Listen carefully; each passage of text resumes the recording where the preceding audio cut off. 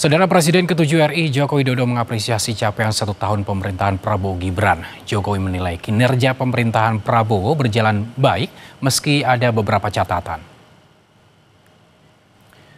Jokowi menyebut setahun pemerintahan Prabowo Gibran sejumlah program tak luput dari evaluasi seperti pelaksanaan sekolah rakyat dan makan bergizi gratis.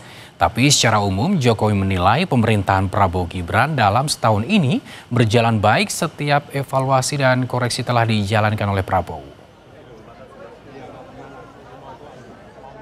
Kerjakan di awal-awal 1 tahun Prabowo ini bisa lihat semuanya berjalan dan baik, bahwa ada hal yang kecil-kecil yang perlu dievaluasi, perlu dikoreksi, saya kira sudah dijalankan dengan baik.